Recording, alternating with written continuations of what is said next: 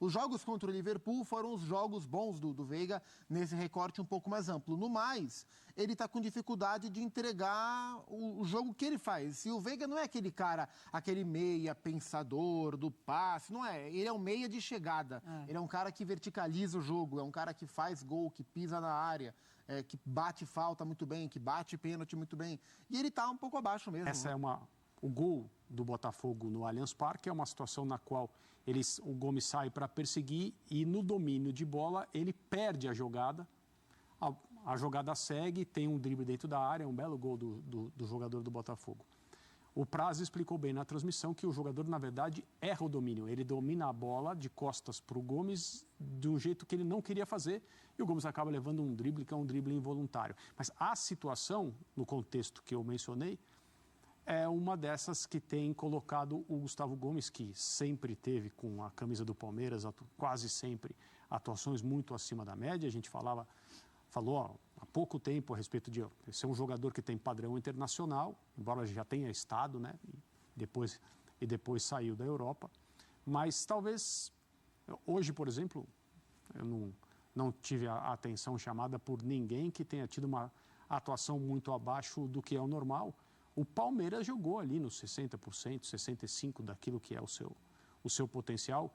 E eu não estou nem falando de atuações brilhantes, estou falando do que é o normal competitivo de uma equipe que há muitos anos vem aparecendo e bem em quase todas as competições. Ô Zupa, mas o Veiga não é esse jogador que está um pouco abaixo, mas não é de hoje. E aí uma partida como essa, contra o Botafogo, fica todo mundo naquela expectativa, olha, ele vai voltar a jogar esse futebol e não é isso que a gente viu mais uma vez? Ele não está conseguindo até aqui reencontrar o seu nível padrão, o nível que ele está acostumado a jogar e que a gente está acostumado a esperar dele.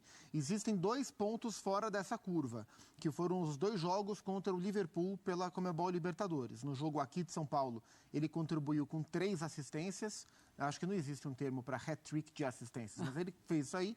E no jogo lá de Montevidéu, na semana passada, ele fez 2 gols. Né? Então, assim, os jogos contra o Liverpool foram os jogos bons do Veiga, nesse recorte um pouco mais amplo. No mais, ele está com dificuldade de entregar o jogo que ele faz. E o Veiga não é aquele cara, aquele meia pensador do passe, não é. Ele é um meia de chegada. Ele é um cara que verticaliza o jogo, é um cara que faz gol, que pisa na área, que bate falta muito bem, que bate pênalti muito bem.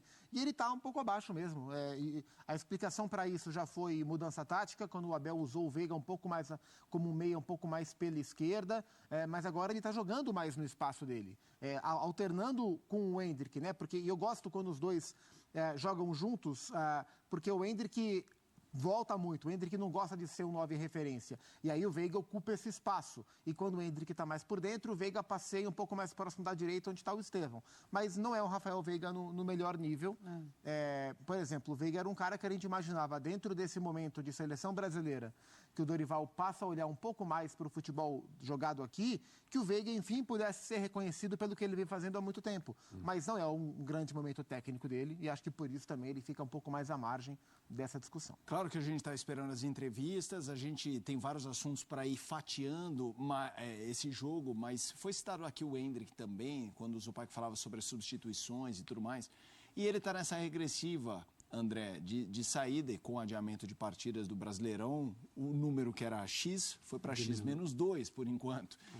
Eu queria que você falasse um pouco do que isso pode gerar para um jogador. Assim, a gente costuma falar sobre estreias, mas não é sempre que a gente tem um jogador com uma despedida que você sabe quando vai acontecer. Você acha que isso pode ter o seu peso? Aconteceu com o Vinícius Júnior no Flamengo, né? Com o Gabriel Jesus no próprio Palmeiras. E assim, o Gabriel foi para o Manchester City, depois, evidentemente, para o Arsenal, teve passagens pela seleção brasileira, foi a 2 Copas do Mundo. E muita gente talvez se esqueça que ele jogou um campeonato brasileiro que o Palmeiras venceu, negociado, com um time da elite do futebol mundial. E a forma como ele disputou o campeonato até o último jogo foi a mesma, talvez até dando a impressão de que a negociação dependia de boas atuações dele até o final, quando ele já estava negociado, garantido, dinheiro no bolso e seu futuro já escrito, né? O Gabriel se comprometeu com o Palmeiras até o último jogo, é o que o Endrick está fazendo. Eu lembro quando o Vinícius Júnior iniciou esse processo de despedida do Flamengo, os últimos jogos, havia esse clima de despedida cada vez que o Flamengo jogava e ele entrava em campo. Eu acho que é isso que vai acontecer com o Endrick. Embora a notícia seja conhecida, né, debatida, todo mundo já sabe há muito tempo que ele vai jogar no Real Madrid, né, já se comenta, os jogadores brasileiros que jogam no clube espanhol, o treinador que vai contar com mais um brasileiro a partir da próxima temporada. Acho que na cabeça dele isso está muito bem resolvido, ele continua jogando e jogando bem, mas com menos jogos disponíveis para ele aparecer, o torcedor também vai já se acostumando com o dia em que ele não estiver. É uma pena, mas ao mesmo tempo é o normal. Enquanto a gente está conversando aqui sobre o Endrick, que está quase indo embora, o Estevão está praticamente negociado com o Chelsea, só que ele só vai depois da Copa do Mundo, né? Só vai no ano que vem, no segundo semestre. O menino tem 17 anos, também está indo embora. A despedida dele talvez já deva começar já, porque daqui a pouco também não terá tantos jogos à disposição dele. Daqui a pouquinho a gente vai falar sobre o Estevão, a gente vai conversar com o Vinícius Nicoletti, que acompanhou a partida. Ele vai trazer, inclusive, os números milionários da praticamente venda já certa do Estevão para o Chelsea. É realmente algo muito, mas muito vantajoso para o Palmeiras. Eu só queria colocar os números dessa partida e falar um pouquinho mais, porque os torcedores, eu aqui acompanhando pelas redes sociais também, os torcedores ficaram nervosos com o jogo. Foi um jogo muito ruim do Palmeiras e olha esses números. Palmeiras com 57% a 43% de posse de bola, ações na Herval 19-9, finalizações empate, finalizações certas 1-4 do Palmeiras, grandes chances. Uma finalização, uma grande chance do Botafogo, 2 grandes chances do Palmeiras e faltas cometidas 15-18. O Palmeiras está classificado, foi um 0-0, mas muita falta. Mas, Zupa, é para se preocupar com esse Palmeiras? É hora de você olhar assim, putz, mas esse Palmeiras não tinha que estar criando mais, não tinha que estar mostrando algo mais, mesmo que fosse contra o Botafogo, mesmo que o primeiro jogo tivesse sido um 2-1? Se a gente olhar para os últimos jogos do Palmeiras, em alguns deles essa sensação aparece. Mas por se tratar especificamente desse time, a gente sempre dá um crédito a mais. Total, né? Porque o Palmeiras, ele parece ser um time capaz de, nos momentos certos, conseguir virar a chave e jogar de maneira mais competitiva. Hoje o Palmeiras não precisou jogar mais do que isso. No dia em que o Palmeiras precisar e não conseguir mostrar esse mesmo desempenho, aí eu acho que o alerta vai ser mais forte. Mas em vários momentos das temporadas mais vitoriosas, e foram todas, né, de alguma forma vitoriosas desde que o Abel Ferreira chegou, em algum momento a gente viu o Palmeiras com uma sequência um pouco maior, um pouco menor, de jogos desse nível. Então acho que isso faz parte desse Palmeiras. Que a gente sabe como as coisas terminam, com o Palmeiras vencendo e mostrando competitividade. Então isso acaba sempre atenuando. Mas não foi um bom nível de jogo mesmo. O Palmeiras teve muita dificuldade para colocar os meninos em condição de jogo. O Lázaro, no primeiro tempo, praticamente não pegou na bola. Tanto é que ele sai no intervalo e o Rony entra em seu lugar para jogar aberto pela esquerda. Aí, a hora que o Endrick saía da área para fazer um movimento mais para a direita ou mais para trás, aí o Rony fechava em diagonal para ser um pouco desse falso centroavante. O Piquerez subia um pouco mais pela esquerda. O Palmeiras ia se movimentando da esquerda para dentro a partir do movimento de retração que o Endrick fazia. O Palmeiras até teve no primeiro tempo umas 2 chances em bolas em profundidade, bola da intermediária em profundidade, buscando o Endrick ou buscando o Estevão, mas com a bola no chão, construindo, tentando para algum tipo de aproximação, o Palmeiras não conseguiu. No segundo tempo, o Palmeiras começou a construir mais o jogo sempre pela direita, ou com o Estevão, Endrick e Veiga, ou com o Mike, depois que o Mike entrou, com o Luiz Guilherme, com o Veiga também se movimentando. O Palmeiras tentou triangulações pela direita e algumas delas entraram, mas no geral foi um jogo em que o ataque do Palmeiras foi pouco acionado.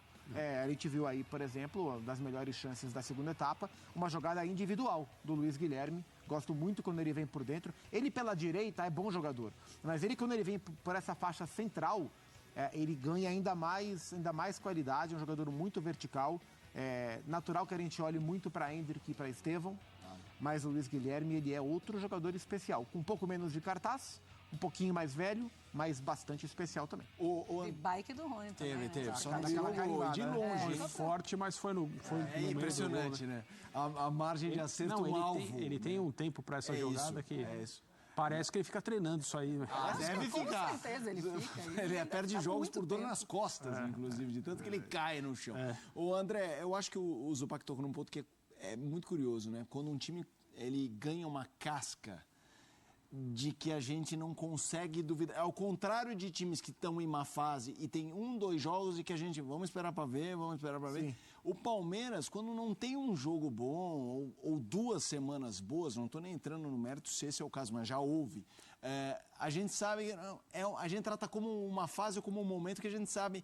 É curioso como ele construiu essa imagem de inquebrável. Isso é o mérito de um time que vence há muito tempo, né? Claro, com mudanças na equipe, ainda é um mesmo núcleo, é o mesmo comando, são as mesmas ideias, digamos assim. Então, a gente se acostumou a ver aquela coisa que as pessoas brincam, né? Quando o Palmeiras joga muito bem, ele ganha dando espetáculo. Quando o Palmeiras joga bem, ele ganha de maneira inquestionável. Quando o Palmeiras joga mais ou menos, ele no final ganha.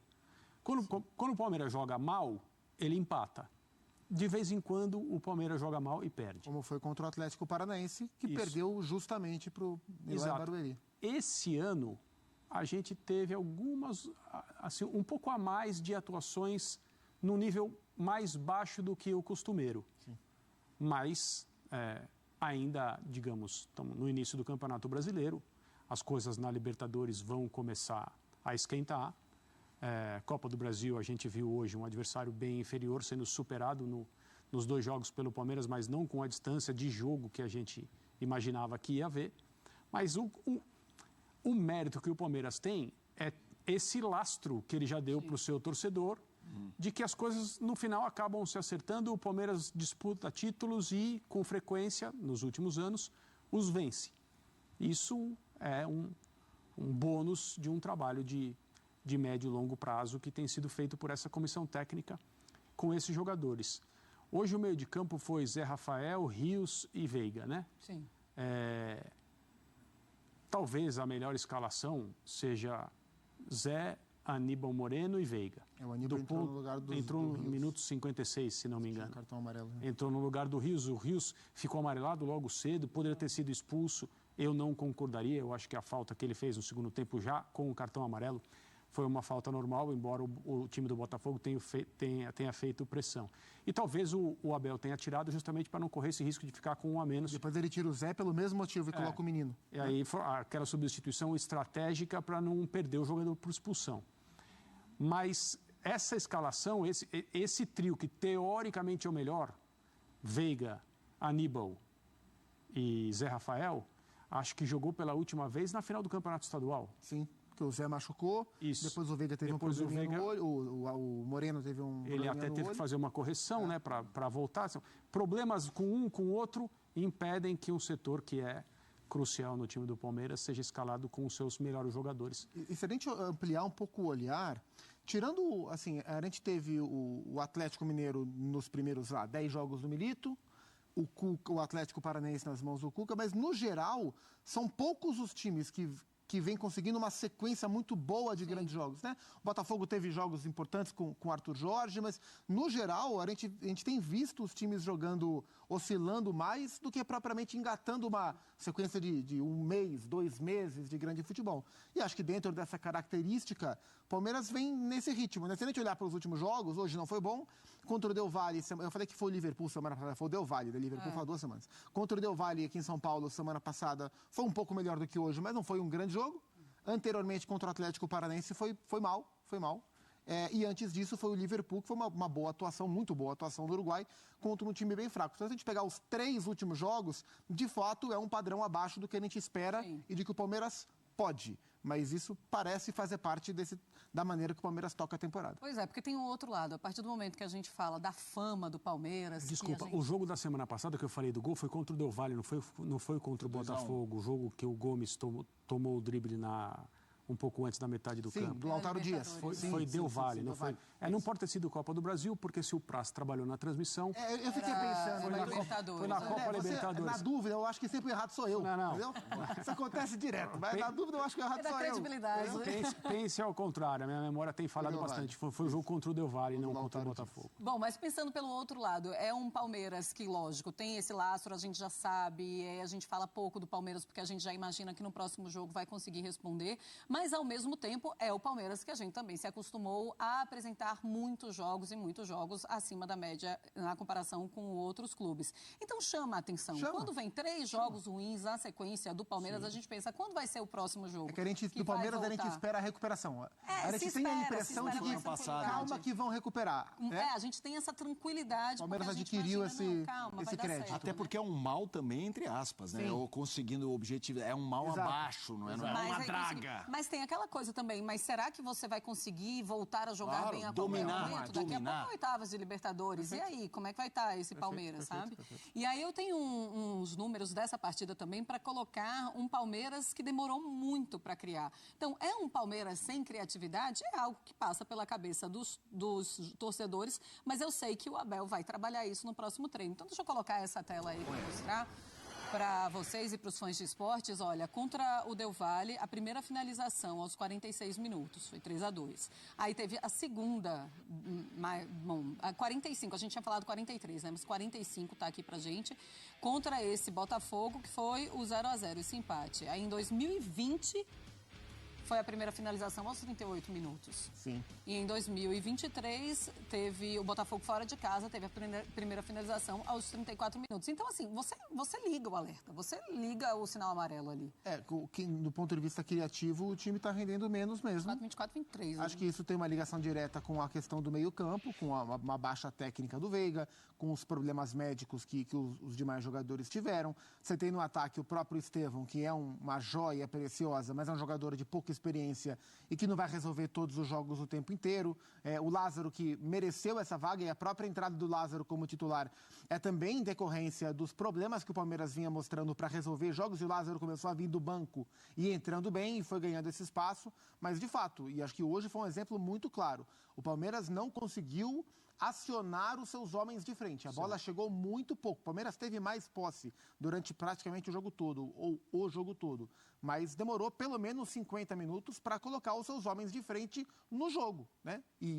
E aí você corre o risco de tomar um contra-ataque. Inclusive, do próprio lado do Estevão, no primeiro tempo, o Botafogo encontrou algumas saídas, né, entre o Marcos Rocha e o Estevão, né? Porque o Marcos Rocha jogou como um terceiro zagueiro e o Estevão era o jogador aberto pelo lado direito, tinha que voltar um pouco para acompanhar o Patrick Bray, que era o lateral esquerdo do Botafogo. E no primeiro tempo, em alguns instantes, o Botafogo encontrou esse espaço, até que o Richard Rios começou a fazer a cobertura mais por esse lado, tapou alguns buracos e o Palmeiras se cercou melhor. Mas é o risco que você corre quando você não está com bola bem ofensivamente, você fica à mercê de um contra-ataque, de uma falha defensiva, de tomar um gol e colocar a vantagem em risco. Hoje o Palmeiras conseguiu administrar isso, mas não foi a produção que a gente está acostumado a ver, não.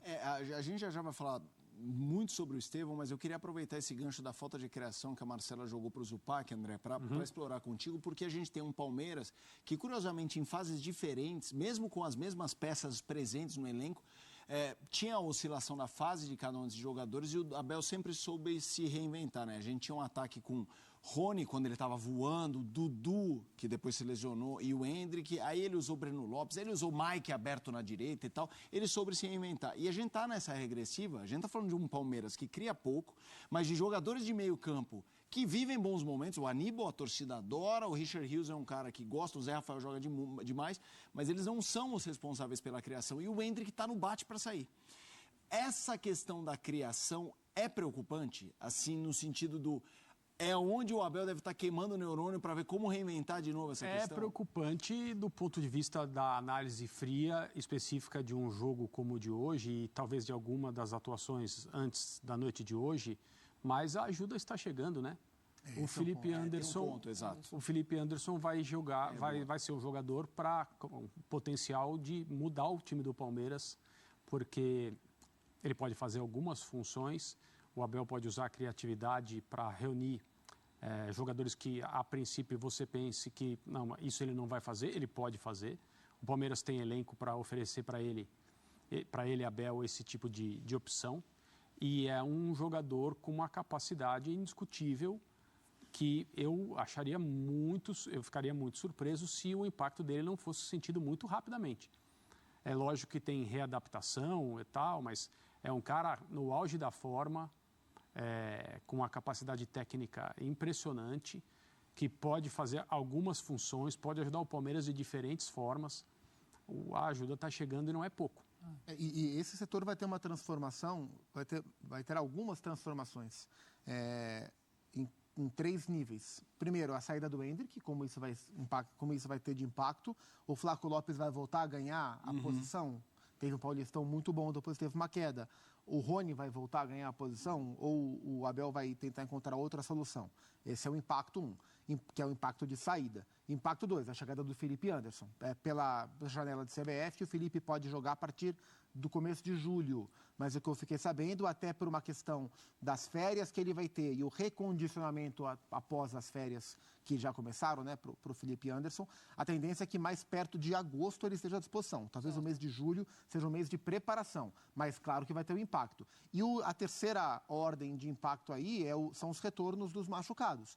Tanto o Dudu, um jogador super importante, que eu estou muito curioso para ver onde que o Abel vai encaixar Dudu e Felipe Anderson, né? Porque se o Dudu jogar pela esquerda, vai jogar o Felipe Anderson pela direita, e se o Dudu voltar como titular, na hora que ele recuperar ritmo, e o Veiga por dentro, e aí o Estevão fora, ou o Estevão vai jogar, enfim. Então tem coisa para mexer aí. E o próprio Bruno Rodrigues, né, que é um jogador útil de elenco. O Palmeiras contratou o Bruno Rodrigues e ele é esse tipo de jogador que pode fazer várias funções nesse ataque, se ele desenvolver bem o seu jogo depois da lesão de joelho que ele teve no gramado, né, ruim, anterior do Allianz Parque.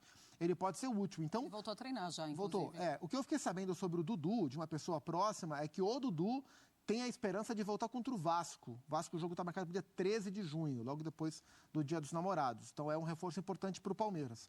Mas é um setor que vai ter muita mudança, né? Então, a gente está falando de Endrick fora, de Felipe Anderson dentro, de Dudu dentro, de Bruno Rodrigues dentro. Então, o Abel vai ter material para tentar trabalhar um pouco esse setor e também recuperar o Rafael Veiga para que o Palmeiras queira ir mais e seja um time mais perigoso. Você, o Abel, como faria com esse time? Ai, difícil, hein?